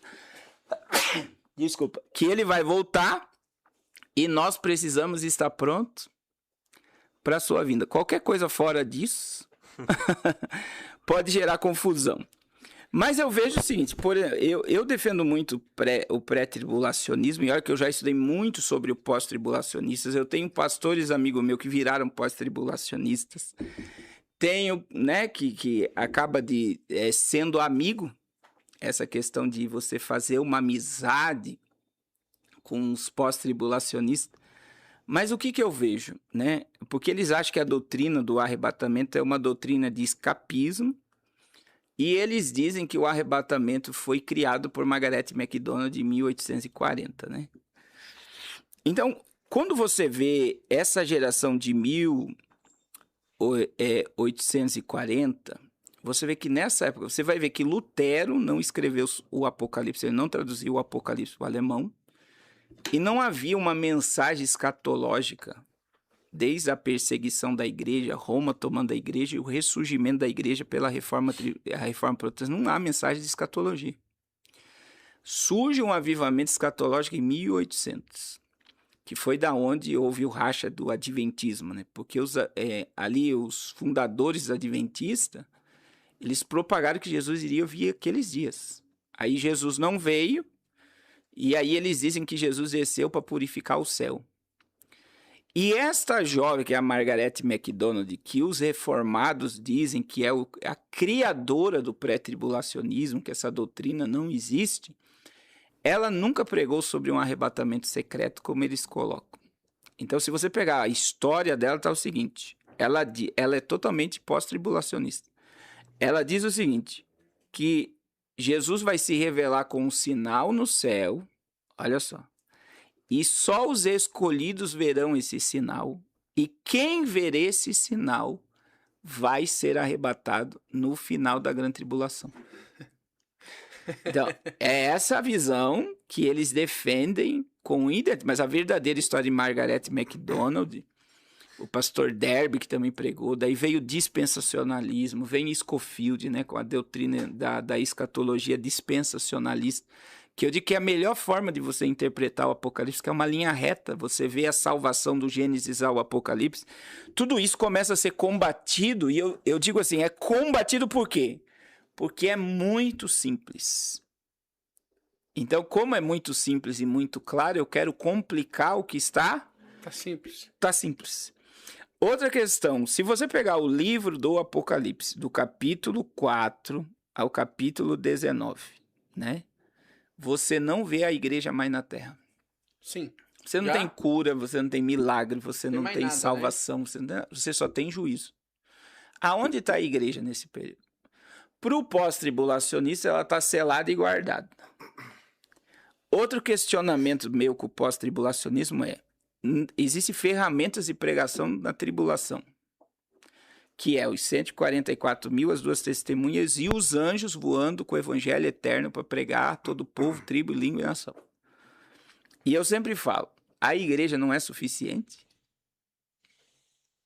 A igreja vai ter que se esconder para Deus mandar 144 mil, 2 testemunhas e um anjo para pregar o evangelho? Cadê a igreja? Não existe, você está entendendo? Outra questão do pós-tribulacionismo é o arrebatamento acontecer no Armagedon. Eles acreditam que a igreja vai ser arrebatada. Agora veja, a Bíblia fala das bodas e do galardão. Então imagine que Jesus vai vir lá na batalha do Armagedon, no final dos 7 anos. Então Jesus vem lá e a igreja está na terra. Então a igreja vai ser arrebatada, ela vai participar das bodas, ela vai ser galardoada e vai voltar no mesmo dia. No mesmo dia. Não existe, você não tem. Você está entendendo? Essa interpretação cai por terra. Outra questão, que é o debate escatológico em torno disso tudo, é a igreja ser selada durante o período do juízo e não sofrer o juízo. Isso não existe. A pandemia pegou só crente ou pegou a humanidade toda? A humanidade toda. A pandemia é um sinal de juízo, sim ou não? Sim. Que morreu muita gente. Então, veja bem, se a igreja tiver aqui, cair meteoro, acontecer todas as catástrofes escatológicas, a igreja vai estar onde? Ela vai sofrer. Agora, na Venezuela, morreu crente no terremoto? Sim. Se a igreja estiver no juízo, ela vai sofrer todos os flagelos que a terra tiver... Junto. Mas o pós-tribulacionista acredita que a igreja será selada e guardada. Isso não existe. Você não tem teologia para isso. Só que, aí entra uma coisa que isso foi Deus que me deu essa semana. Eu acho interessante isso. Como você prega e fica pensando muito, a visão que me deu, a visão de quem aceita hoje, né, que vai ficar aqui no juízo, que está prestes de acontecer e tudo nos mostra que isso vai acontecer. Imagine que o crente ele não está bem com Deus. Essa é a ideia.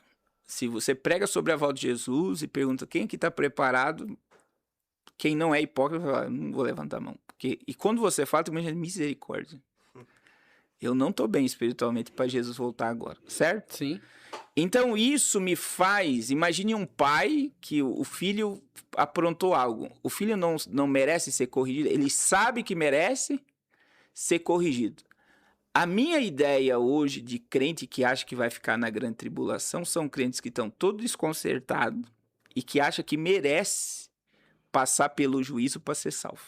Você está entendendo? Estou entendendo. Porque é muito difícil para mim me posicionar espiritualmente, lavar minhas vestes, me encher do espírito, me ressuscitar espiritualmente. Então é mais cômodo para o meu cérebro acreditar que eu vou sofrer punição para ser salvo. Veja só. Realmente. Não é uma realidade? É uma realidade. Então parece que é melhor eu aceitar ser punido, eu ser castigado, para que seja salvo, porque eu não tenho mérito nenhum. Agora eu não tenho mérito nenhum. Então, agora eu digo que é mais fácil eu lavar minhas vestes no sangue do Cordeiro e ter relacionamento com o Espírito. Porque veste branca nada mais é do que consciência limpa e azeite na lamparina é relacionamento com o Espírito. Então, é mais fácil eu acordar enquanto eu estou vendo tudo isso e todos os sinais, que é outra questão também, né? Tem muitos católicos dizendo que sinal não é para a igreja. Todo mundo fala, não, o sinal não é para a igreja. Primeiro que Jesus escreveu o sermão profético para os discípulos. Então, os discípulos se tornaram o colégio apostólico, que discipulou quem? A igreja. Então, se você pegar a doutrina de Paulo, de João, de Pedro, todos acreditavam no fim dos tempos e todos acreditavam que poderiam ser arrebatados. Então, a gente precisa continuar crendo que não é escapismo. Jesus prometeu que vai vir nos buscar e a qualquer momento isso vai acontecer. Pastor, e o Jesus prometeu, é uma realidade. O senhor falando bastante principalmente sobre tecnologia, e é algo que tá agora no momento, né? E tudo isso, não digo nem que é acelerar ali a volta de Jesus, mas é o que está acontecendo para a volta de Jesus. Mas você acha que a igreja em si hoje não se fala tanto em arrebatamento mais? E eu não falo uma igreja só, eu falo no geral. No geral. Então. Porque antigamente, você falava muito. Todo culto que você ia, você falava, Jesus vai voltar. O fim dos tempos já está aí, Jesus já está à porta. E hoje a gente já não vê tanto falarem sobre isso. Então, é uma dos meus debates hoje, no âmbito teológico, porque que a igreja se acomodou. Então, assim, a terra está muito confortável. Essa é a realidade. A gente está hipnotizado com a terra. Então, se você falar sobre a volta de Jesus para algum, não, eu vou ver meu pai, eu vou ver meus filhos se formar, isso vai demorar ainda. A gente não quer acreditar na iminência do arrebatamento, pode acontecer a qualquer momento. Não é uma... Então, a gente criou um monte, principalmente o pós-tribulacionista. Não, vai vir o anticristo, vai vir o tempo, vai vir... Vai levantar tudo. Então, ele vê todo... E isso, em vez de gerar despertamento, gera comodismo. Vai acontecer muita coisa ainda para Jesus voltar. E o que o próprio Jesus diz? Na hora que vocês menos esperais, virá o Filho do Homem. Vigiai, pois, porque não sabeis a hora que há de vir o vosso Senhor. Daí ele diz, se à meia-noite, se ao cantar do galo, se ao meio-dia ou se ao entardecer. Aí ele diz assim, e isso eu digo a todos, vigiai. Então, quer dizer, a Bíblia diz como um relâmpago que sai do Oriente e se mostra no Ocidente. A Bíblia diz num abrir e fechar de olhos. Todas as vezes que a Bíblia cita a voz de Jesus, ela não fala de um momento específico, ela fala de um momento inesperado. Como ladrão, como pai de família, que é, tudo é inesperado. Então, o que a Bíblia me ensina? Eu devo estar pronto para a sua vinda.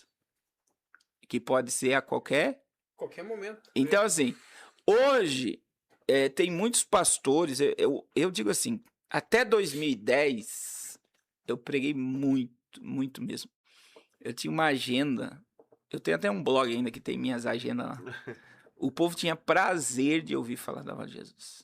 Então, assim, eu tinha muita gente. Era época de DVD, eu vendia DVD igual água. Eu vendi muito DVD. Eu dei um DVD espalhado no Brasil inteiro. Era muito DVD mesmo. Eu tinha um kit que eu gravei de 7 DVD. E eu vendia aquele kit igual água. Eu vendia 7 DVD por R$50. O povo tinha prazer de ouvir e de aprender sobre escatologia. Hoje é um confronto, tá? Eu já teve igreja de eu ir pregar, de eu ver famílias se levantar e indo embora por pregar o Apocalipse. Então as pessoas não querem ouvir, não querem que pregue, e os pastores estão aderindo o que o povo quer.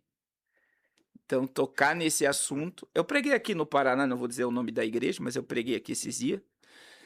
O pastor falou comigo que os membros foram até ele e falaram, pastor, a gente não está preparado para ouvir isso. Meu Deus! Foi um negócio tão forte... Meu Deus! Que os crentes chegaram para o pastor e falaram, não, nós não estamos preparados para ouvir um negócio desse. Você tá entendendo? Tá preparado para ouvir o quê? O quê? Deus vai te dar a chave de casa, a chave de carro, o milagre vai acontecer. É isso. Mas não... Você tá entendendo? Meu é Deus triste. do céu. Então, assim, é apostasia, é um sinal da volta de Jesus. Eu não acredito num avivamento, que o povo prega muito antes do arrebatamento. Isso não tem na Bíblia. Você não tem na Bíblia esse avivamento. Você tem apostasia, você tem afastamento, você tem esfriamento, mas não tem avivamento. Então, quando Pedro pregou ali, né, Joel 2,17, que como Joel disse, né, primeiro que Joel não disse o que Pedro disse. Joel disse em Joel 2,28 que depois derramarei do meu Espírito. Mas Pedro disse o quê? Nos últimos dias derramarei. Então, Pedro não estava lançando a palavra para o que ia acontecer no futuro. Pedro estava dizendo que o derramamento do Espírito naquele momento era um sinal dos últimos dias. E o que o pregador pentecostal faz? Ele acredita que virá um avivamento nos últimos dias. E não existe. Se você pegar 1 Timóteo 4,1, 2 Timóteo 4,3, nos últimos dias, né? O povo se apostatarão da fé, dando ouvidos a espírito enganador e doutrina de demônio. 2 Timóteo, nos últimos dias o povo não suportará a sã doutrina, mas terá comichão nos ouvidos, cócegas, né? Não suportando ouvir a verdade, desviarão os ouvidos da verdade, voltando para a fábula. E aí Paulo diz assim, e amontoarão para si doutores, conforme as suas próprias concupiscências. A última igreja do Apocalipse é a Laodiceia. Eu também acredito, né, que cada igreja é um período de tempo, e Laodiceia ela está em último, porque representa a igreja do arrebatamento, que é a igreja que ama mais a estrutura física do que as almas. É a igreja dos nossos dias. Resumindo, pastor, estamos aí. Tá aí. Pode acontecer a qualquer momento. Enquanto nós estamos conversando aqui, pode acontecer. Pode vir a acontecer a volta de Jesus. E tá muito perto, tá? E teologicamente existe outra linha teológica que é o 7, né? É muito forte isso aí. Porque no sexto dia, não quer dizer que Deus não trabalhou no sexto dia, tá? A Bíblia diz que Deus descansou no sétimo dia. Não foi no sexto que Deus descansou no sétimo. Mas a Terra, ela gira em torno de ciclo de 7. Então, veja bem, a gente está entrando no sétimo ano, é o descanso da Terra. Por que veio o cativeiro babilônico? Porque Israel não guardou o ano sabático. Então, como eles não guardaram, eles receberam a medida do juízo. E o que acontece? Existe um erro no calendário gregoriano que é totalmente diferente do calendário judaico. E nós estamos entrando nos 6.000 anos. E no sétimo a terra descansa, que é o milênio. Então, pode acontecer? Eu acredito também existe fundamento para isso. Que é os ciclos da terra que Deus responde. Deus trabalha com o ciclo de 7.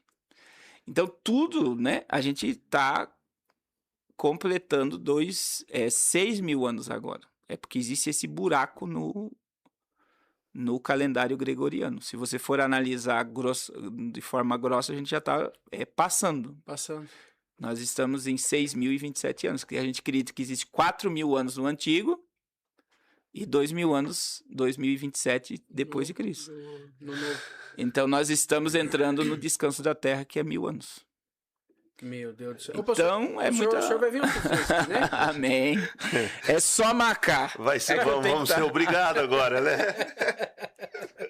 Mas eu digo a toda a igreja, né? É algo tão saudável acreditar na volta de Jesus. É tão maravilhoso acreditar, né? Que a Bíblia diz, 1 Coríntios 16, 19, né? Que se nós aguardarmos Jesus apenas nas coisas dessa vida, nós somos os mais miseráveis de todos os homens. E, infelizmente, a gente vê que as pessoas estão altamente conectadas às coisas só da terra e a vida espiritual está em último plano. E esse tempo é um tempo de inverter. A espiritual tem que estar em primeiro e as demais coisas vai acontecendo. Não, falando sobre Copa ainda, né, pastor? Vamos vamos pegar as igrejas mesmo, né? Não vamos pegar nem a pessoa, nem o pastor, nem o Thiago, nem eu. Vamos pegar as igrejas aderindo a horários de cultos alternativos para quê? Para poder assistir um jogo de futebol. Então, isso... Algumas cancelando, que é Algumas pior cancelando ainda. o culto. Algumas mudando do horário da noite para o horário somente da manhã. Eu vou dizer o seguinte, essa Copa, ela revelou o nível de apostasia que a gente está vivendo. Por quê? Primeiro que você não viu nenhuma igreja católica colocando um telão dentro dela. Como é para isso? É um confronto. Não é? Poucos padres, pelo menos eu não fiquei sabendo de padres que mudaram o horário de missa por causa de culto. Eu não vi nenhum também.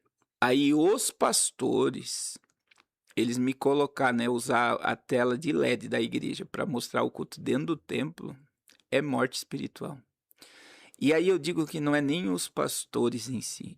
Os pastores hoje, eles administram uma empresa que tem que dar bem-estar para o povo. Era o povo que quis e o pastor deu o que o povo quis. Então, isso, eu fiz até um vídeo sobre isso, eu disse assim, ó, isso não devia nem ser cogitado entre os crentes. De mudar o horário de culto ou permitir um culto num altar que se prega a palavra de Deus. Pastor, mas nesse daí, digamos, eu vi um vídeo falando sobre isso, e o pastor fala bem assim, gente, não é a questão do futebol em si. O futebol é o momento agora de você pegar a tua família, de você se reunir com aquela família, com aqueles amigos que há muito tempo você não via, né? Tal, você vai estar no culto, tua cabeça vai estar lá em jogo, então você não vai estar prestando o teu culto. É a mesma coisa, você estar aqui só por estar aqui, mas não adianta em nada. Então a gente está suspendendo o culto para quê? Para que você possa ter um bom estar com a tua família, com aquele vizinho que você não conversava, com aquela família tal. O pastor falando isso. Realmente, talvez, não seria isso mesmo? Não, por um lado, não seria bom? Nada. Por quê? Porque eu tive no Coliseu, Jean e Thiago. O Coliseu é um estádio de futebol. E o que acontecia dentro do Coliseu? Morte. Sangue. E o povo dando gargalhada. Futebol é pão e circo. Futebol é obra da carne pura. Futebol, cada fase que o Brasil passou, eles ganharam milhões de reais. As bets lucrou mais do que o agro esse ano. E na Copa do Mundo agora as bets faliu e destruiu um monte de família.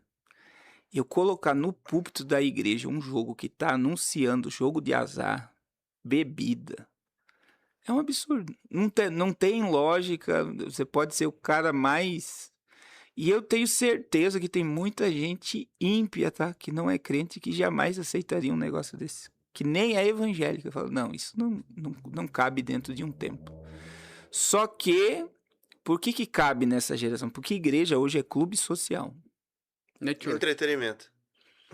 Então, como é que se forma um comercial de uma igreja? Nós temos sala climatizada para o seu filho, nosso templo é climatizado, nós temos estacionamento para o seu carro, nós temos manobras. A igreja é um shopping. As pessoas colocam a melhor roupa, vai para o templo. Naquele momento ali chora, fala em língua, ouve uma palavra que massageou o ego. E eles acham que isso é cristianismo. Que o nosso maior déficit hoje não é de ter crente dentro de um templo. A nossa maior dificuldade como igreja hoje é gerar discípulo. A gente tem um monte de evangélico, mas poucos discípulos. E ninguém quer também ser, pastor. Que é o servir, que é o adorar, que ninguém quer ser e poucos estão querendo fazer. E quem é perseguido. Porque quando você reflete Jesus, você vai incomodar. Meu Deus. Então, é um sinal dos últimos dias. É o afastamento total. O que o senhor acha que pode acontecer mais? Então, eu acredito que a gente tá em 3 para nós terminar, né? Porque senão eu vou chegar atrasado. Temos mais meia horinha só. Quero mandar um abraço pro pastor Marcelo e a Priscila. Marcelo apareceu. Deixa eu mandar um abraço pro pessoal aqui, ó. Sebastião, a Adelaine Rodrigues no aguardo. Ana Paula também mandou. Juliane, Luiz, muita gente interagindo. Pastor Marcelo também aqui. Marlene. Pastor Carlos, explica um pouco sobre a paralisação da CERN. A minha congregação sempre está falando. Ontem mesmo a pregação foi sobre isso. Acho que a gente está falando sobre o arrebatamento, né? Então vamos lá, são 3. O desligamento da CERN é meio questão, é um acelerador de partículas. Outro assunto. Tem 2 agora. Vai lá, mas vamos. Olha só. O CERN é um acelerador de partícula que foi desligado na última semana de junho, só vai voltar a ser ligado em 2030. 2030 é uma data assim, tudo é 2030, Agenda 2030, tudo, pode ver. Elon Musk falou da renda básica universal para 2031, que os homens não precisarão mais trabalhar, tudo jogando para 2030, que tá aí também, né? 4 anos passa. Rapidinho. Próxima Copa. E o CERN, esse acelerador de partículas, existe 2 coisas, só vou citar isso e quem quiser estude aí. Na porta do CERN tem Shiva, que é o deus do caos. E a proposta física e científica para o CERN é acessar outras dimensões. E ele trabalha com a antimatéria, a matéria escura. Eu vou estudar. Que é o quê? É a procura pelo invisível no escuro, que é os próprios Satanás. E as dimensões é ter acesso aos mundos espirituais. Então, o CERN é altamente diabólico. E ponto, só vou falar isso. Quer saber mais? Estude. Tem lá no meu canal. Isso, vai lá. Vai lá no canal do pastor. Agora, hoje, se nós formos analisar o que está para acontecer, são 3 questões. Primeiro, nós podemos ter uma nova pandemia. Esse ano ainda. Que o próprio Bill Gates disse, né? Não é se teremos, é quando ela vai acontecer. Então, nós temos o Ebola, que está na Europa já. E pouco está se falando por quê? Tá todo mundo olhando. Copa. Aí nós temos o Antavírus, que foi aquele navio que saiu da Argentina e foi lá para as Ilhas Canárias e espalhou os que estavam no navio, foram para mais de 20 países. Nós estamos em crise no Brasil, eu fiz um teste nisso sexta-feira. Aqui, ó, Curitiba, Londrina, Joinville, Minas Gerais, São Paulo, Rio de Janeiro, os hospitais estão lotados. Com uma bronquite silenciosa, sem febre e problemas respiratórios. Não tem respirador, tá? E daí ontem na live eu falei, tá no Brasil inteiro. Então a probabilidade de haver uma pandemia até o final da Copa, após a Copa, ela é gigantesca. Segunda questão, a questão climática. Vai ter muita catástrofe esse ano. Mas é muita, eu tô dizendo. Hoje chegou um tornado, tá lá no meu Instagram, nos Estados Unidos, com vento de 324 km por hora. 324 km por hora nos Estados Unidos varre as casas do chão. Elas desaparecem, literalmente, porque é tudo madeira, né? É tudo compensado. E terceiro, que é o mais crítico, que é a crise financeira. O colapso financeiro, ele é necessário por causa do estabelecimento de um controle mundial de moeda digital. Então, o colapso financeiro ele pode vir através dos Estados Unidos provocar o mundo para isso, que é o que está acontecendo. Que os Estados Unidos está quebrado, a dívida da América está em 38 trilhões, 120% do PIB, quer dizer, tudo que entra não paga. O Brasil também está nesse caminho, o mundo está endividado. Então, assim, nós estamos dentro de uma bolha financeira que vai explodir.